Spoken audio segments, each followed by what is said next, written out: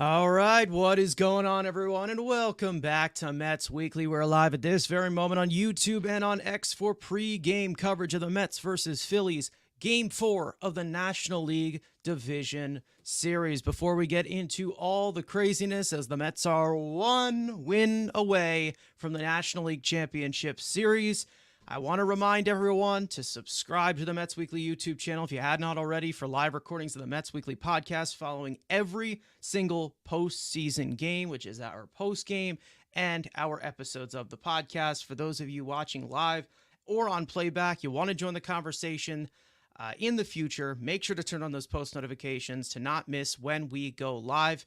After tonight's game, we are going to be going live as per usual for episode number 94 of the podcast. The numbers are getting up there, getting close to 100, and hopefully 100 is during the postseason as long as this run goes for the Mets Weekly podcast.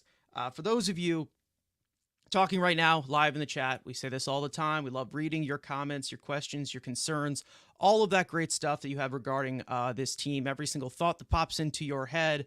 As reactionary as it can be, or as low reaction as it can be. If you feel like you're being ignored, you're not being ignored. You're just being starred throughout the show, so we can pull up as many as we can to keep the flow of the conversation going. Also, remember to follow Mets Weekly on X and on TikTok for future content over there. We just wrapped up Frank's post-game thoughts for every Mets regular season game. It was titled the Mets Frankly Post-Game. And we'll be sure, again, like I said, to have content over there during the offseason. And for our audio listeners, make sure to follow us on all your favorite listening platforms to not miss the audio version of new podcast episodes that go up at 9 a.m. the following day that our post games are recorded during the Mets postseason run. So let's get into the pre-game show. Well, the Mets now have a chance to do something that they have not done in the Citi Field era, and we have talked about this before, that being clinch a series, whether it was clinching a playoff spot, clinching a division, clinching a series, clinching anything. They have never done it on Citi Field soil. They did it in the back lot before, which was Shea Stadium at one point. In 2006, but it has not happened ever since. And now the Mets finally have a chance to do that in front of their home crowd, leading this series 3-1, hopefully 2-1, excuse me, hopefully 3-1. Hopefully they can finish this one off and not end up going to Philly for a do or die. Be great to get this one done. We had Jose Quintana on the mound last time that we closed out a series. Hopefully he can do it for us once again. Frank, how are you feeling going into this game? Mets have themselves a lead in this series, and hopefully they can finish it out. Yeah, I feel good. I definitely am excited to, like you said, have this opportunity to not only win this series, but it would be very nice to do it at home field, just with how excited this crowd has been, especially lately. It would be a very nice reward for them to see the celebration on the field compared to celebrating in Milwaukee or anywhere else. So I do hope that they could actually finish it off today. That would be just a really nice bonus. And also, the fact of maybe having some extra rest would be good too. Then again, I mean, it might not be much because I could see the other series National League ending tonight as well. So I feel like just trying to go into the next series knowing it's going to be tough with as many pitching options as possible, like kind of having your top guys lined up ready to go. This way you don't find yourself in a little bit of a hole or a little bit of a disadvantage as you're going into the next series. And, it's going to be a long travel, as we know, flying across the country. So it would be nice to get a little bit of rest. As we know, this end of the year really was a gauntlet for the Mets after what happened with the whole Atlanta thing and Milwaukee. Back to Milwaukee, then straight to Philly. So there's been a lot going on. So just to get any extra rest here or there could definitely serve this team well, especially with how some of these guys have been worked, particularly in the bullpen. And the position players that ended up doing 162. And honestly, with the doubleheader, they kind of did 163. So there really has been a long year for this Mets team. Like we said, they were away for like almost a month. So there definitely is a lot happening. But I definitely feel pretty good Even though we've had our concerns about Quintana, like you said, he did pitch well in his last postseason start, and that was an elimination game. So that was on the road. So there was a lot going against him. He was going against a team that was not a good matchup for him with how patient they are. I feel like this Phillies team, they're kind of telling me a lot by the way they kind of constructed their lineup today, that they're a little worried. For them to change up the lineup this much tells me that Philly's like, oh, what we thought was going to work, it is not working. We need to do something, because the Phillies faced a left-hander last night, and they have a totally different, not totally different, but they have a pretty different lineup out there, starting two left-handed bats in Bryson Stott and Brandon Marsh, and then also have Wilson in there instead of the veteran Austin Hayes. So they definitely are like, you know what, we need to change this up because it's not working. So I feel like that's definitely a good sign for the Mets, that you do have Rob Thompson and the Phillies a little concerned about what they had and feeling like they need to change it up to try to generate something. Yeah, I mean, as for the Mets side here, not many changes except JD Martinez at DH starting against the lefty, which pretty much shows pretty much the confidence level that is pretty much pumping through this team as of right now from Carlos Mendoza. We also heard from Carlos Mendoza. I believe in the pregame today, they basically just said they asked him, how he's doing. He's saying like, I'm having fun, I'm having a good time. Like that's kind of just how I kind of get the vibe from this. And I think we talked about this in the pregame yesterday of like, this is kind of how the feeling is going into this. The Phillies, this is win or, nothing. It's World Series or nothing. World Series or bust for them.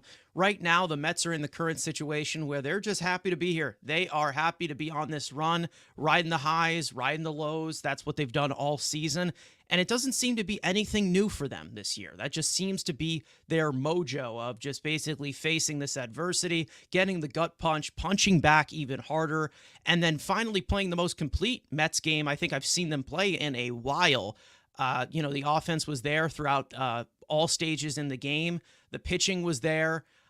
You got a dominant performance. The defense even stepped up as well. Like we said, Tyrone Taylor with the huge play early on in the game, throwing out Alec Boehm at second base.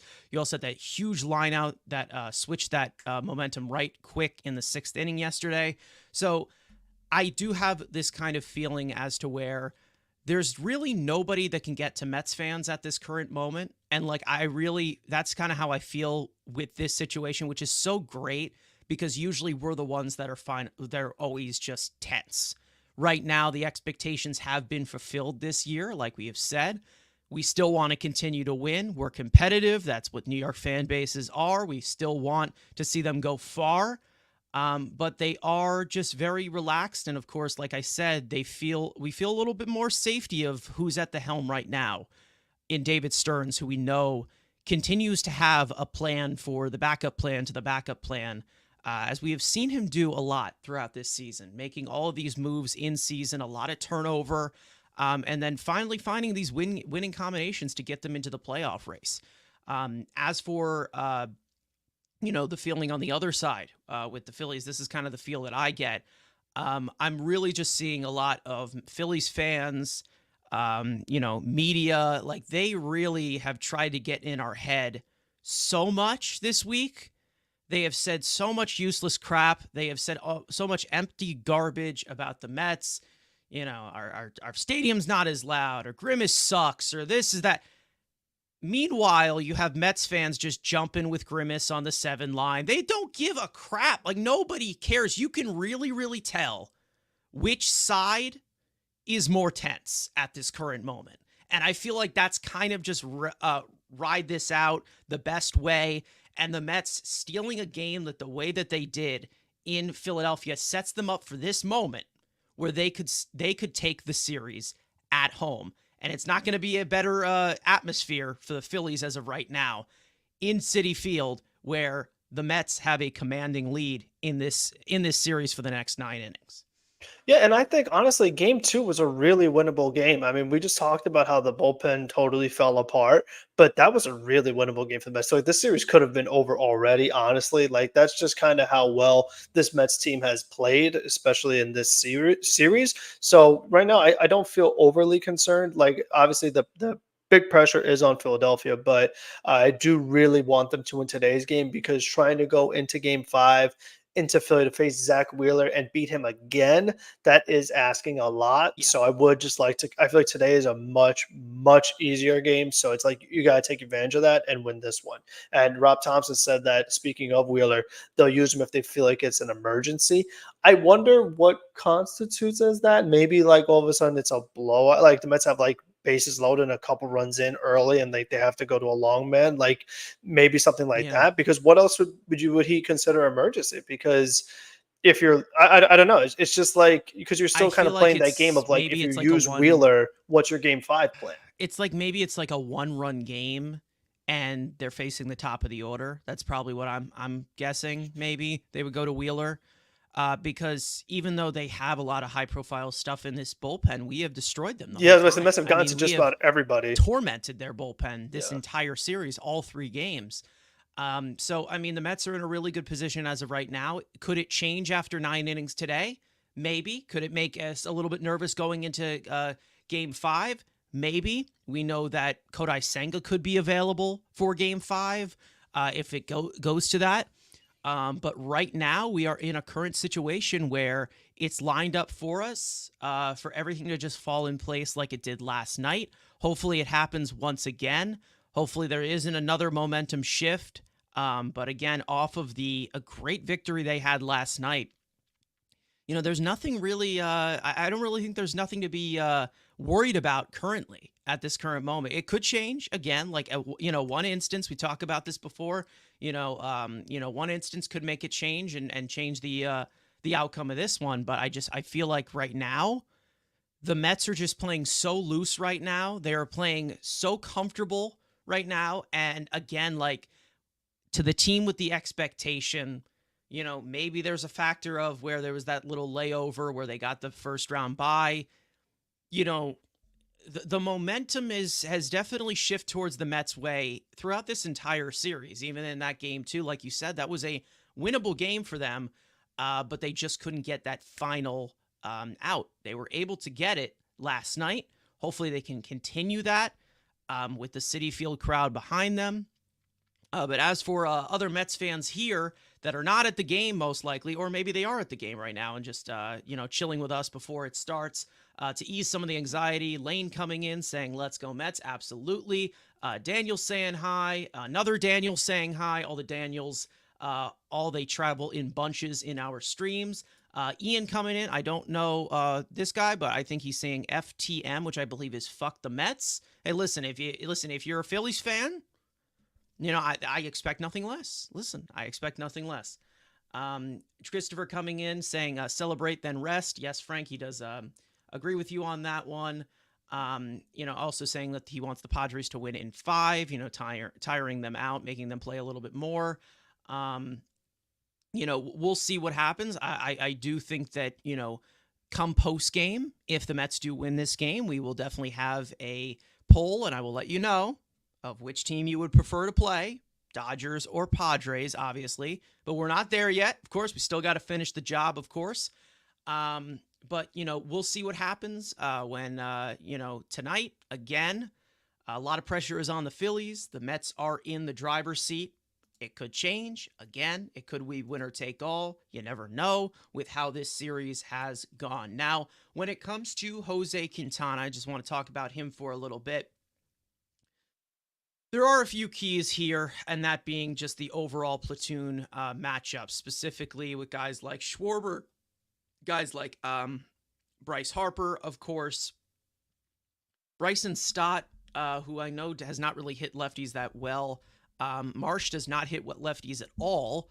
And then Weston Wilson, who I believe is probably their best hitter against lefties outside of like Trey Turner at this current moment.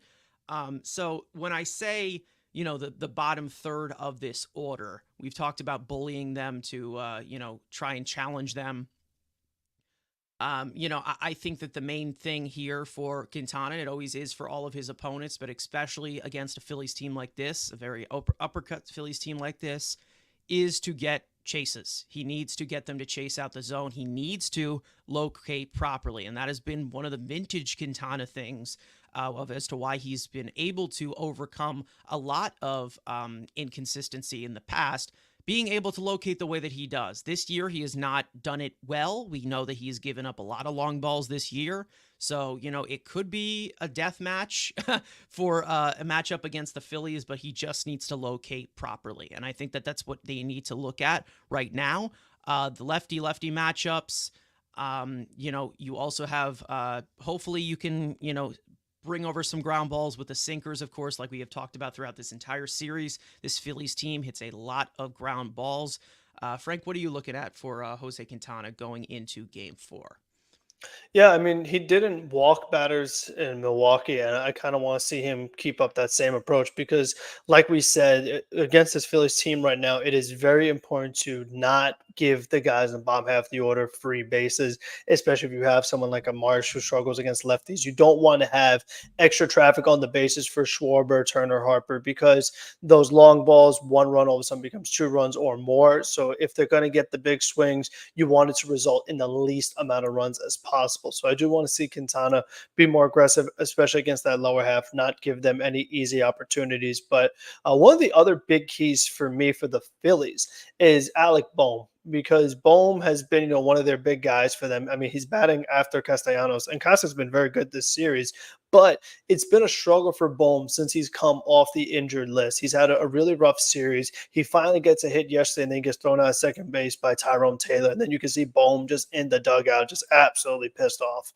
that he did not come Yeah. through. And he actually didn't start one of the games in Philadelphia, and they brought him as a pinch hitter, and he pops up like first pitch. So I feel like trying to keep Bohm cold right after Castellanos is a really big deal, because if you're trying to navigate that 1 through 4 and you have a hot Bohm behind him, that makes it just really, really Yeah. tough to kind of escape unscathed. So I feel like keeping Bohm not going off is a big key, because then it really makes that, like we said, that bottom half of the lineup just much easier to navigate. Get those guys out and just put yourself in the best position you can during those Schwarber, Harper, Turner at bats. Speaking of right behind him, JT Realmuto has also been very silent in Yeah, this series. So it hasn't he, been what I expected either for I him as can't believe well. I'm putting that out into the universe. I just know, like, but I'm just saying, like, when it comes to, the supporting cast outside of that big four, there has to be a little bit more aggressiveness, of course, but you also have a guy like Jose Quintana who's not known for his aggressiveness, who's known for pitching around the strike zone, known for managing contact the way that he does. And, there is one key that he does need to utilize, and I will get into that later on. But obviously, I want to go to the opposition, and that being Ranger Suarez. Now, Ranger Suarez, we have faced multiple times this year. Once, I believe, in London. Didn't we faced him in London? I Yeah, don't seems think right. we. Yeah, I don't think we hit him well, or maybe we had like I don't think so. No, I don't think so. But other than that, but again, that's a completely different Mets team. Remember, ever since Mhm. that stretch began, this is a completely different Mets team. So we can throw that out completely out the window. But let's get a little bit of a scouting report on Ranger Suarez. We all know that he is a 5 pitch lefty. He was in the Cy Young race last year. This year, he hasn't been fantastic, but still has been a quality pitcher. He is 30% sinker, 19% curveball, 19% four seam, 16% changeup, and 12% cutter. Now, the best created pitch is obviously that sinker, which he uses for ground balls as one of the best contact managers in baseball with subpar swing and miss stuff. Sits 90 to 91, tops 93 over 15 inches of arm side run. The Arsenal grades 102 stuff plus, 106 command plus, and a 104 pitching plus. Rest of his arsenal: late action dropping curveball with 60 inches of vertical drop, motion, a gyro motion, four seam fastball, a heavy fading changeup, and a hybrid breaking cutter, which you also can say is a slutter. But I don't know if that's considered offensive to. I don't even know. But other notes that we can put in here for 2024, he does not walk many. He has a great ability to expand the strike zone, does get a decent amount of chases. 4 of his 5 pitches have registered a quality of contact or xWOBA under 300 this season. He does have reverse splits, though. Left-handed hitters have posted a 720 OPS versus Suarez this season. But as for the power, right-handed hitters have had his number on that department.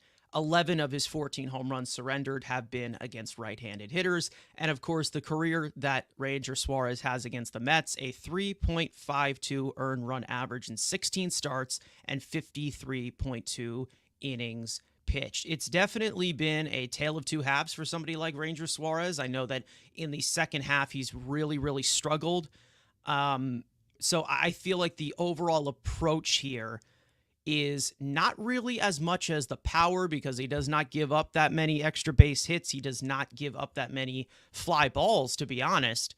The Mets do need to create a lot of traffic on the base pass, because driving this guy's pitch count up and getting him out of the game early is the key to get to him, because he's definitely had volume issues in 2024. Frank, what do you think going up against somebody like Ranger Suarez, who has had a lot of success, but he struggled recently in 2024?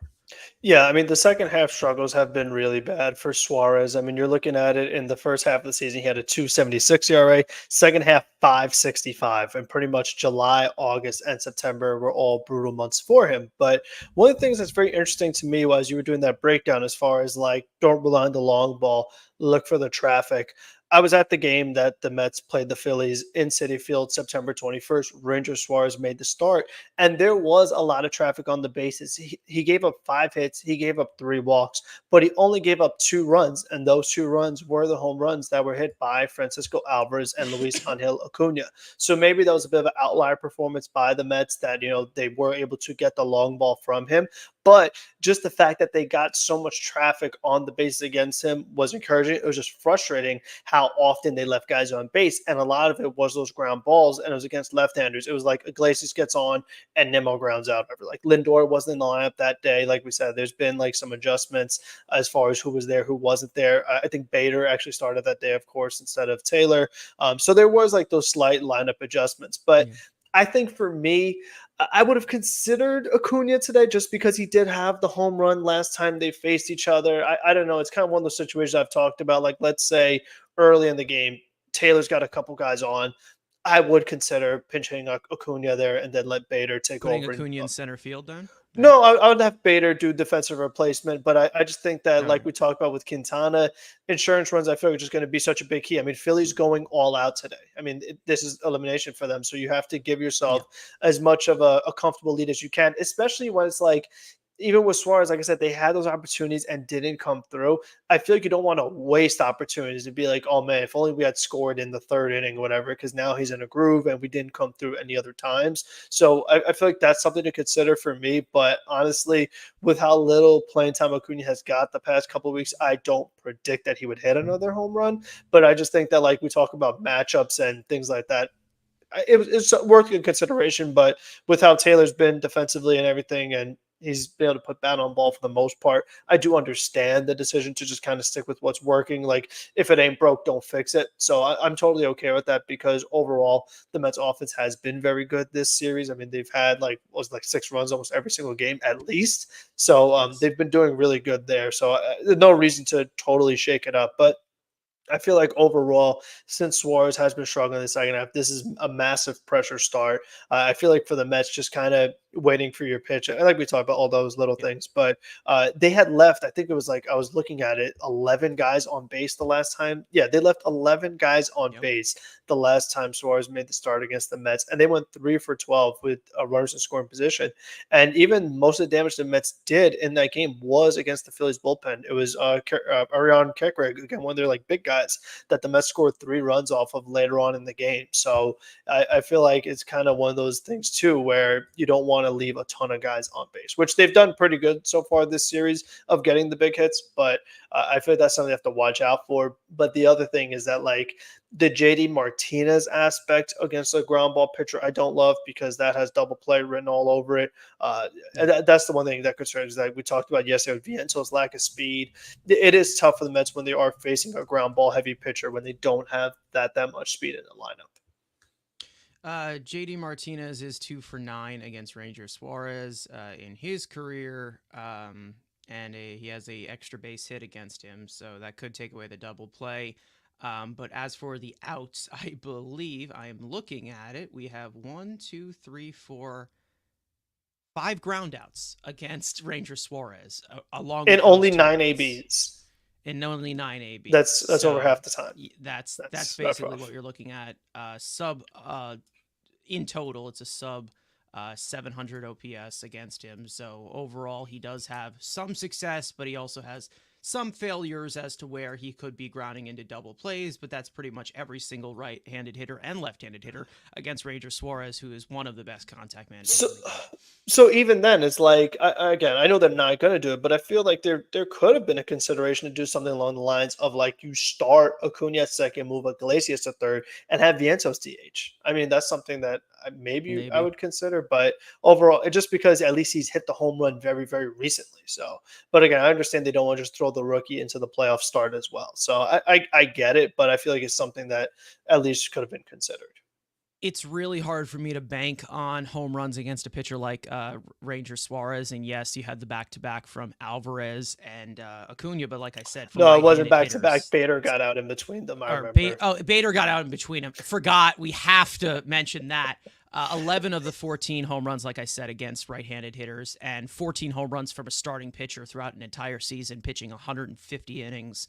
It's not really much to bank on. I get wanting to put Acuna in there, but I just feel like it's just too late. He's basically just put into the defensive replacement role. And, hopefully we can see a little bit more of him in spring training and, see, what he can give us. Maybe it is a fluke. Maybe he continues that production. It stinks because of the situation that we have where we have a $341 million shortstop, and that was pretty much the only way that you could cradle him into the lineup. And then second base, possibly with how short he is, Jose Iglesias has been phenomenal. So yeah, it's like you have a 340, you have a 340 million shortstop and a 340 batting average second baseman. So there definitely is a tough route to try to get in not there. Not even the other second baseman could bat 340. I mean, that's crazy. Isn't that crazy to think? Christopher T saying that Bader stole a base yesterday. We can't acknowledge that. That's Frank's rules. Speaking of Quintana, I do want to get into Quintana regarding, some of the matchups, because we already said, like we said, in Game 3 against the Brewers, he did pitch fairly well. Let's just say that. But again, we still will always have the volume concern with Jose Quintana. The Mets currently in their bullpen, they will have Diaz available. They will have Reed Garrett available. Ryan Stanek most likely will be available. David Pearson most likely will be available. I do have McGill listed as not available, mainly because I feel like that's probably just more of a bottom of the lineup type of thing if they're going to bring him in. I don't think you see Maton, but again, like I've said in our post-game last night, like I said before, you could be susceptible as to where Jose Quintana cannot get out of the third inning, and you're going to need a lot of hands on deck to finish this game. I understand you have multiple, options, but, cutting back with the bullpen, let's just say that, where Young and Ottavino are not even in the equation, that leaves you 4 available relievers to get you, hypothetically, 6 innings, which I don't think they want to do if they're going to end up going to a Game 5. So Maton might be available if that happens. Let's say if, Quintana can only go 3 innings, and then McGill might be available as well. Like, I feel like it's going to be the all hands on deck type of thing. Obviously, if you can't get distance from Quintana, I'm hoping to get just 5 from him. That's it. I just want 5. That's it. That's all I'm asking for. He gave us 6, 7 the last time. 6, 7, 6.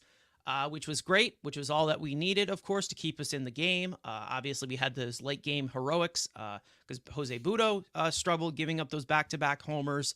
But when it comes to, Jose Quintana, we need to just get the 5 and fly, like we have talked about it before. And he just needs to keep us in the game. 5 innings of 2 to 3 run ball, that is fine with how this offense is done well. And I feel like that'll just keep them in the game, of course. But regarding the bullpen availability, I'd say that you have to prepare for the Quintana blow up. You have to prepare for the 5 innings from him. How are you kind of utilizing this one? Let's just say, typically, if he gives you the 5 innings, how are you kind of filling in this equation with the available bullpen arms? Yeah, so like you said, 5 is kind of the minimum, I guess, so to speak. And if they get anything more than that, that would be great. But first man up is Reed Garrett. That's the guy I'm going to first. Okay. And if Reed Garrett gives me a good 6, I give him a chance for the 7th. If I can get 2 out of him, great. Up next, Stanek. I feel like if I can go to Stanek in the 8th and just kind of see how that goes. If he goes good, he finishes the 8th. While Stanek is pitching, I have Diaz warming up. So let's say Stanek gives me like 2 outs, then I go to Diaz for 4, or maybe it's a situation where it's like, let's say Diaz, or let's say you have to bring Diaz earlier than that, and he's not doing well, and he's going to get through 8. Now I go Peterson 9th, assuming that the top half of the order is dope or something like that. So I'm kind of trying to do it like we say, playing the outs game as far as like teaming up. It's like, okay, let's see how far Reed gets me. Okay, next man up is Stanek. How far does he get me? Okay, now I'm going Diaz. How far does he get me? If I need more, I got Peterson. So that's kind of like the group that I'm going with as far as like these are my guys, and just kind of see how far they could take me. But those are the guys that I have the most confidence in, that I feel like have earned this big game. Yeah, definitely with piecing this thing together, especially with Jose Quintana. We've talked about it with the volume issues before. I do think that you're going to have multiple guys getting 4 outs for you in the best case scenario, whether that is Stanek, whether that is Reed Garrett. If you could get 2 innings from Peterson, that would be great. He has had rest since game 1, so he has been on 4 days rest, I think. Is that 4 days rest after like 2 out of 3 days of pitching like 58 pitches or something like that. So he's definitely well rested since he's still stretched out as a starter. But we'll see what happens in regards to that. I think Ken's saying that the poll is not working. It says that it's working for us. I'm not sure. You might have to you might need to refresh the page. I'm not sure. But the votes are coming in for us, so I'm not sure. I might have to fix that there. But other than that, when it comes to the possible blow up, because we've seen it happen before, I do think Peterson is going to be definitely one of the big factors. Obviously, if you could get 2 or 3 innings from him, that would be great. Again, like I said, if you do get a shortened outing from Jose Quintana, you only get 3 or 4 innings, you're going to have to rely on getting probably 4 outs from Stanek, 4 outs from Garrett. You're definitely going to have to put, all your chips in at every single point. I'm hoping that we don't get to a situation where we have to use Maton, because I don't trust him. And like I said, we talked about this on our stream last night regarding the post game. I do think it needs to be considered that he needs to be left off the NLCS roster. I do think that it does need to. And even though, the Mets are pretty crunched for relievers at this current moment, the problem that I look at it is, you do have, also you could possibly have, is Budo available today? I would think so. He should be, right? I would think so. He should be. He should be available too. I don't even have him on my list, so let me just. Because I think he last worked game 2, so you've had. All right, so that probably fixes it a little bit better when you think about it.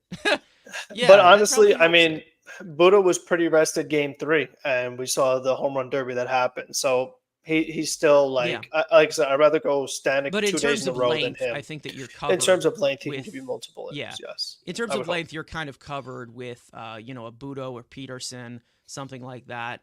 Lane's saying that you bring in Edwin Diaz for the 9th inning for the Mets. or he's saying that you bring him in for 9 innings. I don't think he's saying that. No, But in for the if ninth in inning, that thing. absolutely. If Yeah, if if he's, I mean, it's what he's I here put my for. he's what he's here for. I mean, I know people are off the rails every single time that Yeah. he blows a save, Even if you're up but like, 5, like you can't mess yeah. around. Like he has to come in. Yeah, I'm putting him in there. I mean, I'm still going to him because the problem with what the Mets did, years ago, years ago, regarding Edwin Diaz and the confidence level in him, and this is something they've done very, very well this year. He is, there has been times where he has blown games, and then they dwell on it for a week, and then he goes right back out there, like a week later or like 5 days later. This time, he's blown a game, and then they're like, okay, you know what? Go get it. Go try and boost the confidence a little bit. We're putting trust in you. They have definitely shown a lot better trust into Diaz while he's trying to figure it out still this year. Like, it's been an up and down road for him. It's been a struggle for him to gain that consistency.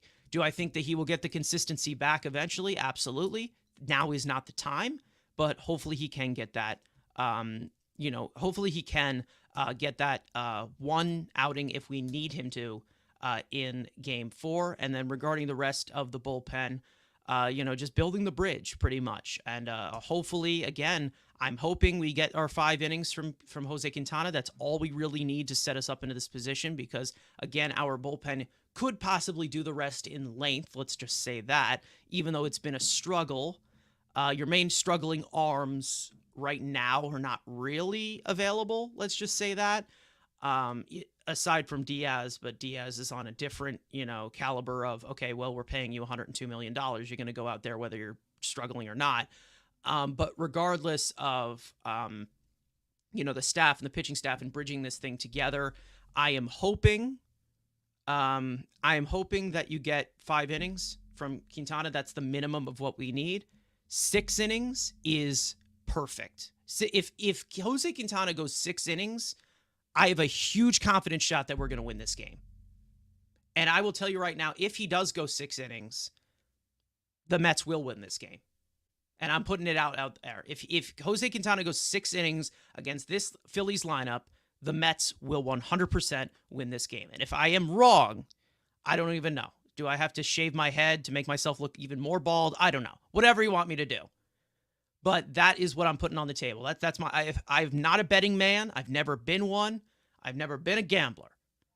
But if I have to make a hunch about this game, if Jose Quintana goes 6 innings plus, the Mets will win this game in the position that they are in with how well they have done offensively against such a great Phillies bullpen and just overall offensively, not to mention yesterday, which was the most complete offensive performance I've seen from them in weeks. Let's just say that. I don't know if you can agree on that, if Jose Quintana goes that deep, but you can definitely see it. I do think that you definitely, if you get that length once again from Jose Quintana, it can put us in a really good position to win this game. I really do believe that. Yeah, I mean, you're in a great spot then. If you get 6, you can go Garrett, Stanek, Diaz 7, 8, 9 and be done with it. Or you could do some combination of Garrett 7 with a little bit of 8, maybe with some Peterson in there. Like it puts you to the position where you shouldn't have to like ask too much out of one particular reliever, which just makes it a lot more realistic for them to all have solid outings because you're not being like, okay, this guy's tired, but I still really need these out. So then that's where like mistakes could come in. So I feel like you said that puts them in an amazing position to do that. And like you said, also offense was very complete yesterday. Seeing the DHs give you a home run, P. Alonso giving a home run, and just so many other guys getting big hits with men on base. You had Lindor do it, Iglesias, Marte. I mean, just everybody was getting in on the front. Vientos was on base, Nemo was on base. Like they really just had a lot of things going on. Alvarez hitting the ball 108 off the wall. Like you just had a lot of really good things to be excited about offensively. And like you said, they've done good against this Phillies pitching, whether it's the rotation, they've been good enough, and then the bullpen, they've been great. So that's kind of what's going to come down to again. And I just kind of wonder how Philly is feeling that way because you would think that the bullpen is a strength for them, so they'd be in a rush to do it. But with how it's gone, I don't know if they really feel that way anymore. Yeah, I mean, we'll see what happens. And again, like I've said, like the Mets are more loose in this current moment. So, we'll see what happens, how it all pieces together. They have played a really good team baseball. You've had so many contributors throughout this series, throughout the first 3 games. It's been great. Christopher coming in and joining the bandwagon with me. 6 innings for Quintana and 6 runs for the offense. We're on to California. And that's kind of how I feel. Again, like, you don't really need much as to where you need somebody just completely carry them to the promised land like it was 2 years ago. A collective unit of collective baseball that which have they shown all year is what they're going to need to play to end this series off at Citi Field today. That's literally all you're going to need. Just be the Mets that you have been. Be the New York Mets that you have been since, what is it, May 30th, June 1st? Like, be that team since June. That's it. That's all they need to do. The Phillies, however, they have to be even better than they were probably at the beginning of the season to finish this off. The pressure is on them. Remember that. That's what I want to say. Remember that they are on the road. They are going to have to win on the road like we have been able to do for like the past 3 weeks. So the pressure is on them. MEZ talking, coming in here, what's going on, saying Stott and Marsh in the lineup. Yeah, I was a little bit surprised on that because both of them they're pretty like bad against lefties. Like, yeah, so Stott is a little worse. Marsh is like a lot worse. Marsh goes from Marsh goes from 792 OPS to 552. Goes from hitting 262 to 192. Like, he's real bad against lefties. So I also wonder like how that kind of factors into the situation of Peterson, where it's like there's actually a good avenue where you have all these, like, I don't think they want to take Stott out of the game. So because if anything, what they've been doing is the reverse, where like they want to get Stott in, they want to get March into the game. So you have an opportunity there where that 7 spot, you can go Peterson 7 through 3. I mean, you have a bunch of lefties that he's going to be facing. So I don't think they're going to take those guys out. They want them in there. And maybe they're under the assumption that Quintana is not going to go deep into the game. So they're trying to already have these guys available for Garrett, Stanek, and Diaz, whoever. But I did find that very surprising as well. And even like for Wilson, he's really good against lefties. He's like 1,000 OPS. But Austin Hayes, prior to getting to the Phillies, had been amazing against lefties as well. He finished the year like 940 OPS versus lefties. So no matter what, and Hayes was out there yesterday against Mania. So they're just trying something a little different. They have multiple lefty killers off that bench. Yeah, obviously with that type of, platoon and everything, the Mets also do have a response to it, like we've said, because David Peterson could come out of the pen and also do well, in some distance, of course, with him being stretched out as a starter. I think that Peterson, he's done better against righties this year, right? I would have to look at his splits. I don't know off the top of my head. I feel like he's been pretty good against the lefties though, but I could double check. No, the lefties he's done better against. So who's better against righties? On the Mets? Quintana? Is that Quintana? Is that could be? Might be Quintana. It might be Quintana. I think it is him because he's just so weird. Peterson for 3 more batters. It all depends on what you get lengthwise. Yeah, Quintana's better against righties. Quintana. Yeah, that's pretty much it. We'll see what happens in regards to that. I do think that you will probably, if you do use Peterson, they're probably going to try to get him more than 3 batters, no matter what, because that's just kind of how he's programmed as a stretched out starter the way that he is. Carlos Ortiz coming in, what's going on? But as for these other matchups of starter to starter, let's just say players to watch here. Francisco Lindor batting right-handed against Ranger Suarez. He is 5 for 16. He has a home run and a double against him. Starling Marte, another time where he's facing a lefty, and he needs to be automatic for us from the bottom third of that order. 6 for 19 with a double, and I believe he has stolen multiple bases on him before as well. So, hopefully that happens, of course. And then on the other side, Jose Quintana, even though he is the lefty, Kyle Schwarber, he has quite a history against him. 7 for 21. He has a home run and a double. And then possibly the biggest one of the most damage, Nicholas Castellanos, such as what he was with Mania, 13 for 51, 2 home runs, and a triple against him. Other guys in this lineup that you're looking at, of course, Frank, if there's anybody else that you want to add, regarding the history, regarding any of that, Personally, somebody else I want to add to this list. I don't know if this is how you feel as well. JD Martinez is definitely somebody I'm still looking at, of course, even though the ground balls, like we said, this is what he's in here for. This is the only change to the lineup. So I feel like you're definitely going to have a good amount of runners in scoring position for JD Martinez in this game. I do have a firm belief that that's going to happen. What do you think? One of the other guys I have highlighted because of the home run he hit the last time he faced Suarez is Francisco Alvarez. So he had the home run last time. It was at Citi Field, and he hit, like I say, he hit the ball 108 off the wall yesterday against Nola. So I wonder if maybe this could be the game where Alvarez finally gets his first postseason home run. That would definitely be a really, really nice bonus, especially from that 9 spot in the lineup. That would be like a huge X factor to me as far as like we talk about just really giving you a good chance to do well.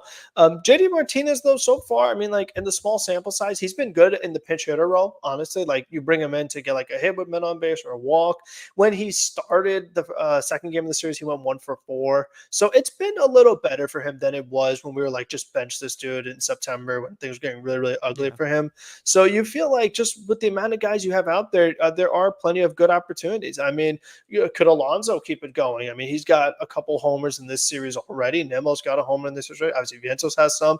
And Lindor is another one. I'm waiting on that first postseason home run, too. So I feel like, there are a couple. And I think that's what's also really encouraging, too, is that you've had certain guys step up, a lot of guys step up. But then you haven't necessarily had just one guy going absolutely bananas, like unrealistic. Like you haven't had a Daniel Murphy like series from anybody yet. So I think the fact that you've done this without Lindor hitting a homer, no homer from Alvarez, Taylor hasn't got a hit in this series. He's come close a few times, Lindor, in this He's series. getting He good has, swings. yeah. This I'm Yeah. not concerned. Like his swings are Yeah. still fine, but I still think that like he's still we know he's capable of more. Like that's what I think is Yeah, exciting. Is absolutely. that like it's not like the Mets are just like it's like the June Mets were just unsustainably hot. Like they everyone was swinging Yeah. crazy bats and not, but most guys doing swinging crazy bats, doing amazing. Like they're just doing good, and like they're just finding ways to get it done. Just so many different guys are stepping up, and it's just not anyone at a ridiculous pace that has to come back down to earth. So that's kind of what excites me too, is that you feel like maybe they could be even better to some extent. Yeah, Lindor has not been as loud as he has been ever since moving to the leadoff spot in the regular season. But still, when you talk about contributions from him in the postseason and him from the leadoff spot, it still works in the formula sense with Vientos hitting behind him, who has been phenomenal.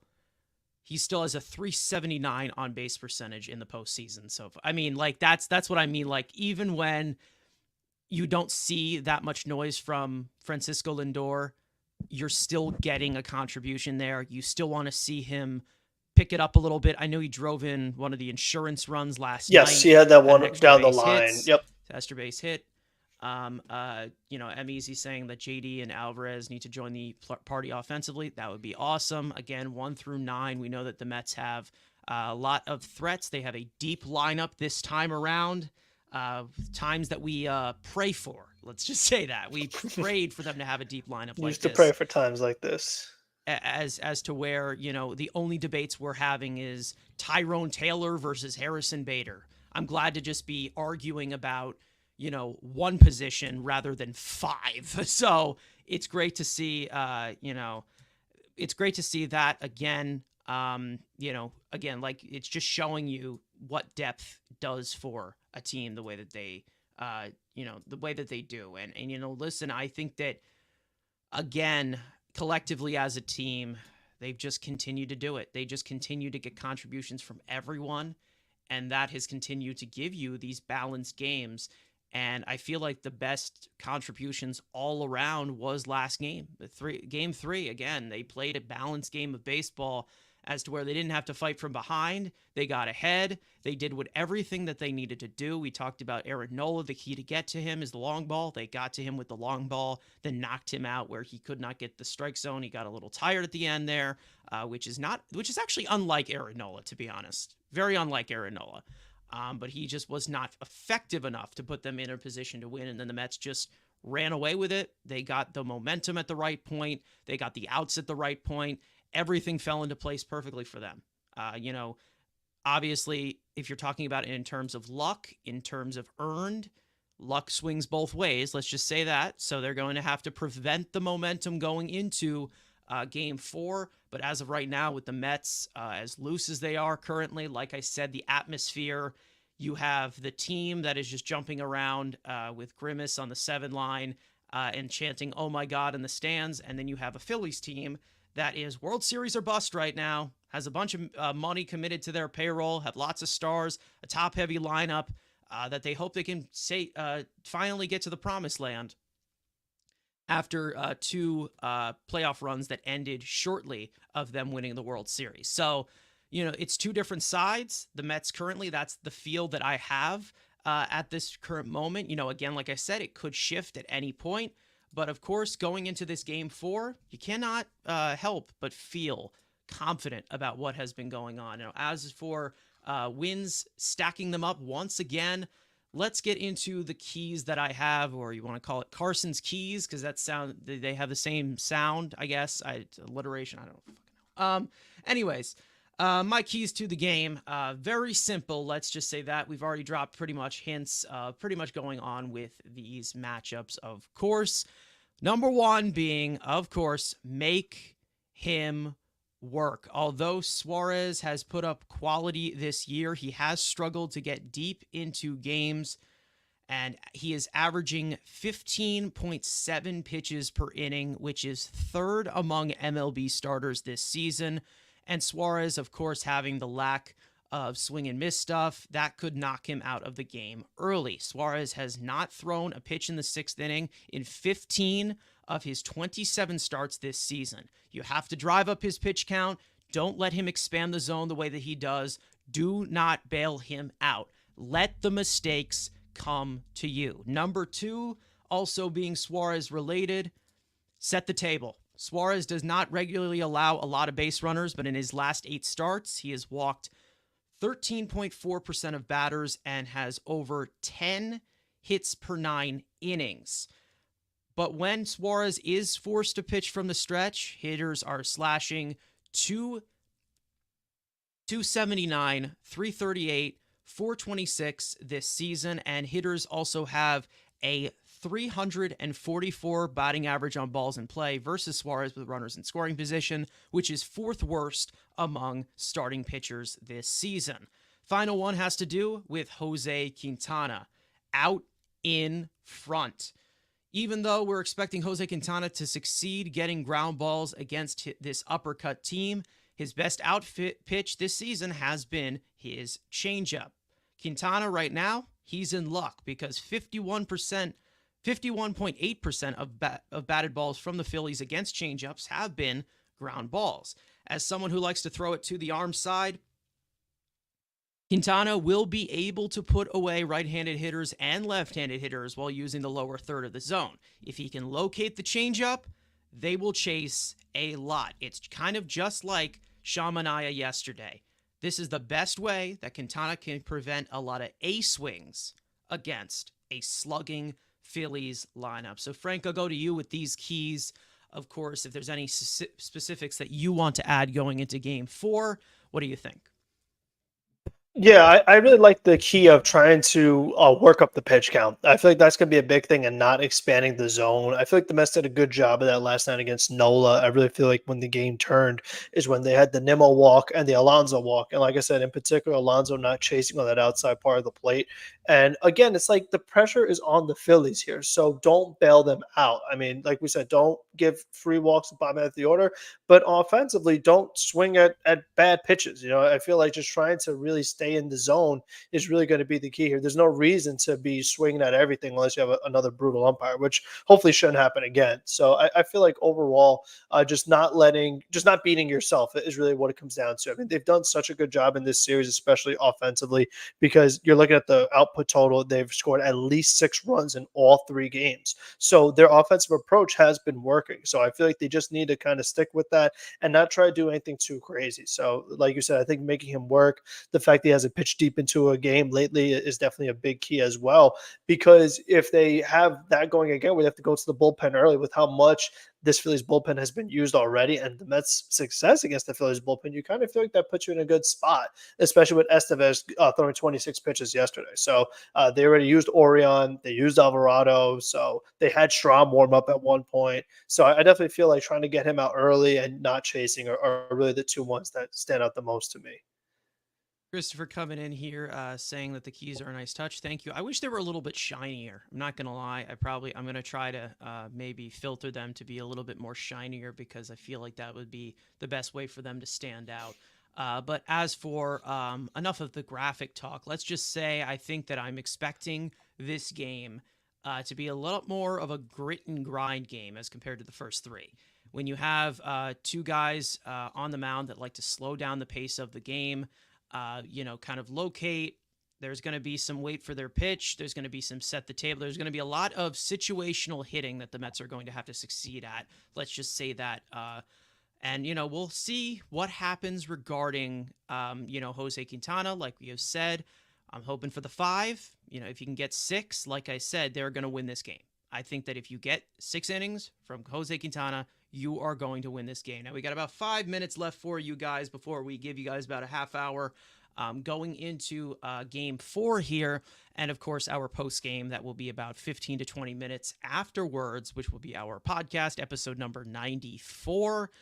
And you will definitely get our third mic, Andrew. So, once again, you Andrew stands out there that love him, you will see him after the game tonight.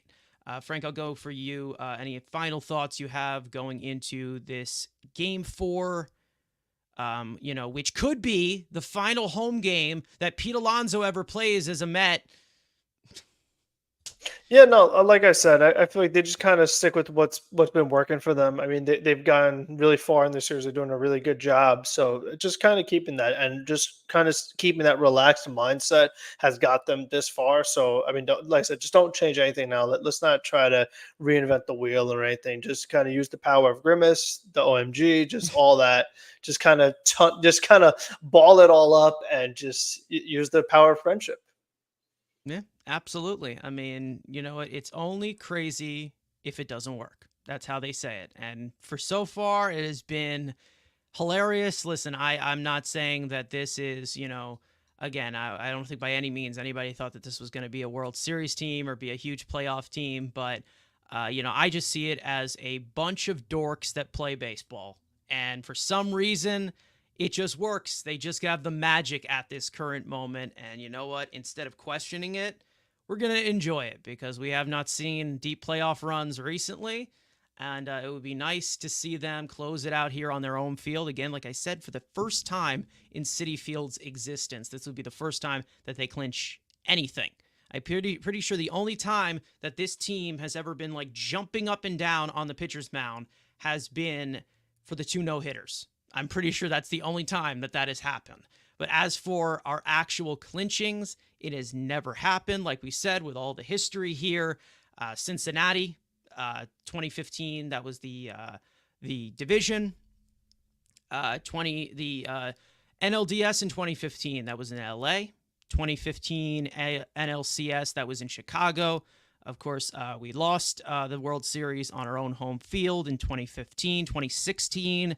Clinching the wild card, I think it was like on the last day of the season in Philadelphia. 2022, we clinched that spot in Milwaukee. We clinched the spot in the playoffs this year in Atlanta. We clinched the last series, the wild card series in Milwaukee. I mean, let Citi Field have its confetti. Let's finally do it. Could this be the night that it happens? And if it's not, win or loss, we will be here for post-game coverage of Game 4, Mets versus Phillies, NLDS. Hopefully it's going to be a fun time, and hopefully we advance to the National League Championship Series. Everybody gets 2 days off, and the Mets right now, from that happening, are just 1 win away with the crowd behind them. So let's see what happens. Again, for those of you in here, make sure to hit the like button if you have not already. It really helps us out. Subscribe to the Mets Weekly channel. Subscribe to Frank's channel as well, which I believe this is live on as well.